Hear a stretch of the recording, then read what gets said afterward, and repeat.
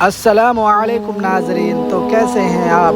امید کرتا ہوں کہ سب خیریت سے ہوں گے۔ تو آج واقعہ سنیں گے حضرت خضر علیہ السلام کے غلام بننے کا، کہ حضرت خضر علیہ السلام کیسے ایک آدمی کے غلام بن گئے، پھر ان کو کیسے غلامی سے نجات ملی۔ تو دوستو واقعہ پورا سنیں اور زیادہ سے زیادہ شیئر کریں، اور چینل پر پہلی بار ہیں تو چینل کو سبسکرائب کر لیں۔ اب آگے واقعہ سنیں۔ محمد نبینا بنور ہدینا من ایک مرتبہ حضرت خضر علیہ السلام دریا کے کنارے بیٹھے تھے کہ اتنے میں کسی سائل نے آ کر ان سے سوال کیا کہ میں آپ سے اللہ کے واسطے سوال کرتا ہوں، مجھے عنایت فرمائیے۔ یہ سن کر حضرت خضر علیہ السلام پر بے ہوشی طاری ہو گئی۔ جب کچھ ہوش ہوا تو فرمانے لگے، بھائی میں تو صرف اپنی جان اور ذات کا مالک ہوں، تم نے مجھ سے اللہ کے واسطے سوال کیا ہے، لہٰذا میں اپنی ذات تمہارے حوالے کرتا ہوں، تم جس طرح چاہو اس کو استعمال میں لاؤ، بازار میں فروخت کر کے اس کی قیمت سے فائدہ اٹھاؤ۔ چنانچہ سائل ان کو بازار لے گیا اور ایک شخص ساحمہ بن ارقم کے ہاتھ ان کو فروخت کر دیا۔ یہ خریدار ان کو اپنے گھر لے گیا جس کے پشت پر اس کا ایک باغ تھا۔ چنانچہ ساحمہ رحمۃ اللہ علیہ نے حضرت خضر علیہ السلام کو ایک کودال دے کر کہا، اس سامنے والے پہاڑ سے مٹی کاٹ کاٹ کر باغ میں ڈالتے رہیں، اور یہ حکم دے کر ساحمہ اپنے کسی ضرورت سے کہیں چلا گیا، اور حضرت خضر علیہ السلام اس پہاڑ سے مٹی کاٹ کاٹ کر باغ میں ڈالنے لگے۔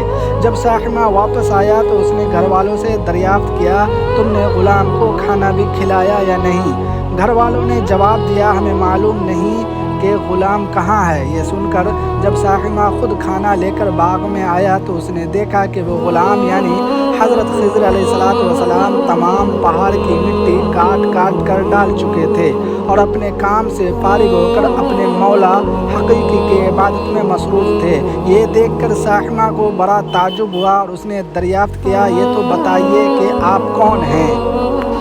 یہ بات سن کر حضرت خضر علیہ السلام پر کچھ بے ہوشی سی طاری ہو گئی، اور پھر افاقہ ہونے پر انہوں نے فرمایا کہ بھائی میں خضر ہوں۔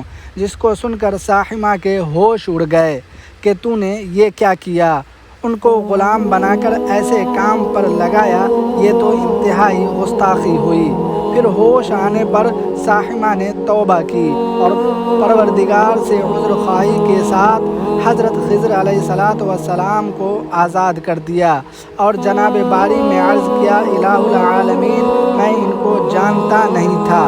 اس کے بعد حضرت خضر علیہ السلام نے دعا فرمائی اور سجدہ شکر بجا لائے کہ اے میرے پروردگار، میں نے تیرے ہی حق میں غلام بنا اور تیرے ہی حق میں آزاد ہوا، اس پر تیرا شکر گزار ہوں۔ بعد واپسی کی اجازت لے کر جب دریا پر واپس آئے تو دیکھا کہ ایک شخص کھڑا دعا مانگ رہا ہے کہ اے میرے رب، حضرت خضر علیہ السلام کو غلامی سے رہائی عطا فرما دے اور ان کی توبہ قبول فرما لے۔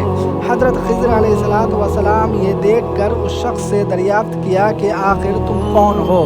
تو اس شخص نے بتایا، میں تو شازون ہوں، آپ کون ہیں؟ انہوں نے فرمایا، میں خضر ہوں۔ اس کے بعد شازون نے کہا، اے خضر، تم نے اپنے رہنے کا مکان بنا کر دنیا طلب کی ہے، کیونکہ حضرت خضر علیہ السلام کا دریا کے کنارے پر ایک عبادت خانہ تھا۔ بس یہ سن کر وہ فوراً میدان میں نکل آئے اور وہیں اللہ کی عبادت میں مصروف ہو گئے۔ اس کے بعد حضرت خضر علیہ السلام نے اسی جگہ ایک درخت لگایا اور اس کے سائے میں عبادت شروع کر دی۔ تو آواز آئی، اے خضر، جب تم نے درخت کے سائے میں سجدہ کیا تو تم نے دنیا کو آخرت پر ترجیح دی۔ مجھے اپنے عزت و جلال کی قسم ہے، مجھے دنیا کی محبت میں رضامندی نہیں۔ اس کے بعد حضرت خضر علیہ السلام نے شازون فرشتہ سے کہا، اے شازون، دعا کرو کہ اللہ تعالیٰ میری توبہ قبول فرمائے۔ چنانچہ شازون نے دعا کی اور اللہ تعالیٰ نے شازون کی برکت سے حضرت خضر علیہ السلام کی توبہ قبول فرما لی۔